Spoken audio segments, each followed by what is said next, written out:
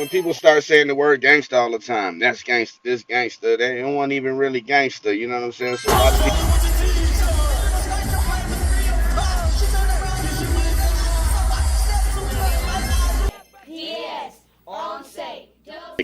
I've been doing like music production ever since I was real young. You Who's know, got a girlfriend? None of us. Nobody. Why not? Too busy and too young.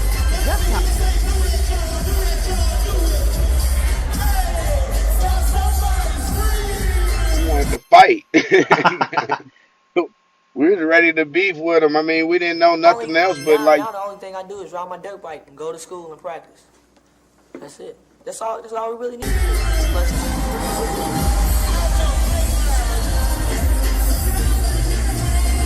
amateur illegal, Jamal and Malik, and also a group called Chronic. And plus, it's a lot of like bad things and stuff going around now. So I would say this is the best thing for us.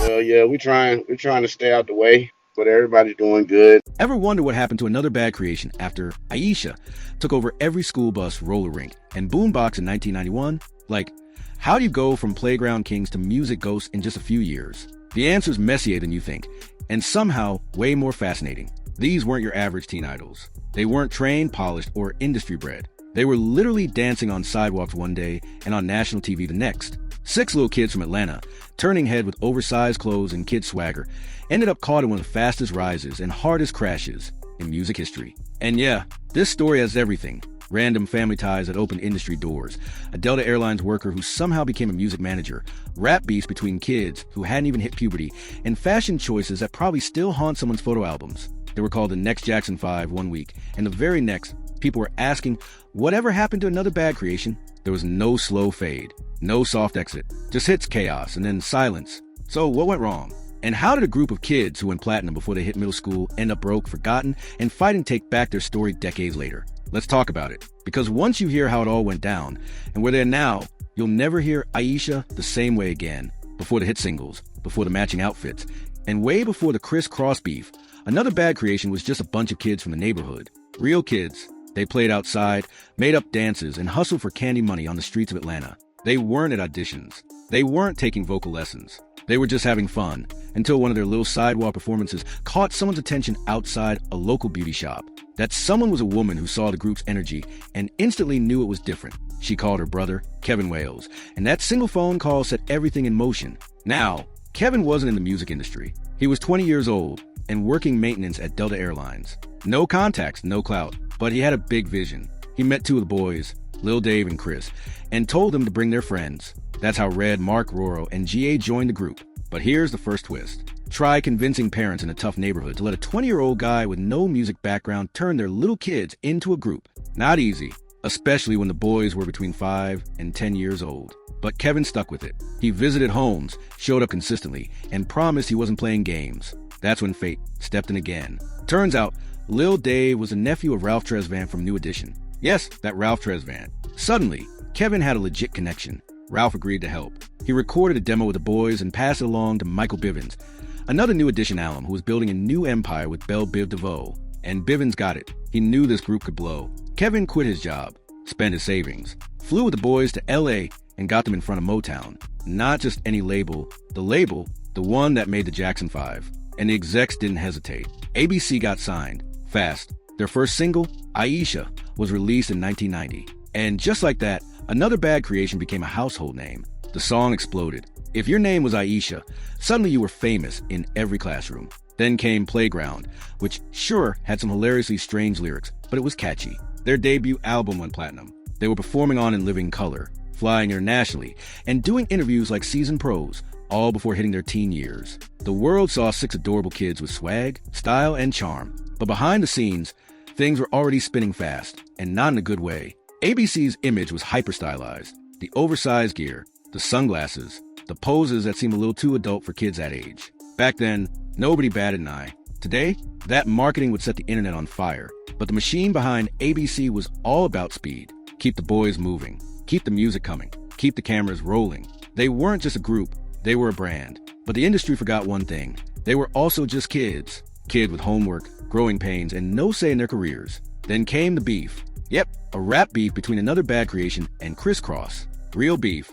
On the intro to Jump, Criss Cross took a direct shot at ABC. The line was quick, but the shade was loud. It was wild. Two preteen groups in baggy clothes throwing lyrical jabs. It didn't blow up into a full battle, but the damage was done. Criss Cross became the new hot thing. ABC looked like old news by comparison. But the Ray-All hit came in 1993. Their second album, It Ain't What You Wear, It's How You Play It, flopped. The singles didn't land. The fans didn't show up. The magic was gone. And instead of reinventing themselves, ABC's team doubled down on bad decisions. At one point, they were dressed up in outfits that looked like Native American strippers. That actually happened. No one around them hit the brakes. Michael Bivins didn't have a new vision. Motown had internal chaos and wasn't backing them like before. And the boys? They had no control over anything. No creative power. No say in their image. Just a brutal realization. The industry was moving on without them. The money was gone too. No trust funds. No royalties that kept coming in. No safety net. ABC had gone from platinum plaques to where they now,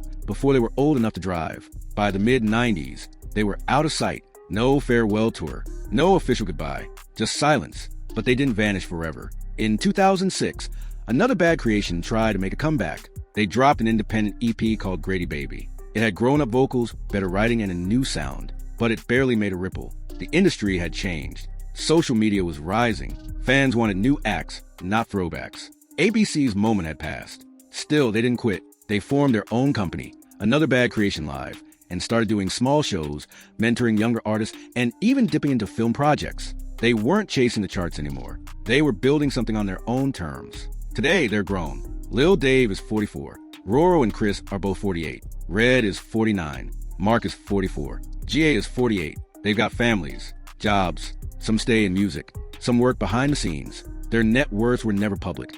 But they're clearly still out here, living, working, surviving. And even though their time at the top was short, it left a permanent mark. People still play Aisha. People still wonder what happened. And the truth? It wasn't talent that ended their run. It was the system. The story of Another Bad Creation hits differently when you realize how young they were and how little power they had. They didn't mess up. They didn't cause drama. They just got chewed up by a machine that knew how to build stars, but not how to protect them. Kevin Wales gave up everything to launch them, and it worked for a moment. But when things fell apart, no one had a plan B. The boys didn't even get to enjoy their fame properly. They were too busy running from photo shoot to studio to stage, while adults handled all the contracts, money, and decisions. The craziest part? Their parents were right to be hesitant. They didn't trust the process at first, but they were told it was a once-in-a-lifetime chance. And in some ways, it was. But when the machine shut off, there was nothing left. No house, no cars, just memories and what-ifs. Their 2006 reunion didn't fix everything, but it reminded fans that these weren't some one-hit wonders. They were pioneers in the short-lived era of kid rap groups. They opened a door, briefly, and got shut out before they could walk all the way through. But they're still standing.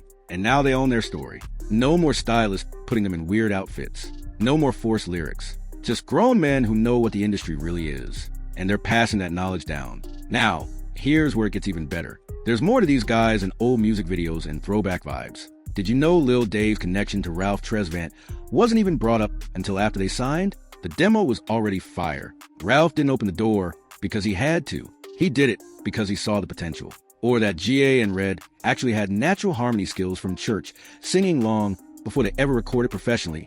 And remember that whole Criss Cross diss? Word is ABC recorded a clapback that was never released because the adults in the room didn't want to escalate kid drama. But people who heard it said it was fire. That track may still be in a vault somewhere. Also, the Playground music video shot at the exact same location where parts of House Party 2 were filmed. No coincidence. The team wanted ABC to feel like part of that new Jack Swing cinematic universe. And if you ever spot them today at local events or music panels, they still rep the brand. ABC jackets, logo hats. They didn't ditch the name. They just grew up inside it. So what do we actually learn from Another Bad Creation story? First, fame doesn't protect kids. Not even close. Being famous that young can be more dangerous than people realize. There's no manual for how to handle it. And most of the time, the adults don't know either. Second, no amount of early hype guarantees staying power. ABC had the look, the hits, the label, but they didn't have control. The second that hype cooled off, the industry let go. Third, talent doesn't always win. Timing, marketing, luck, and stability matter just as much.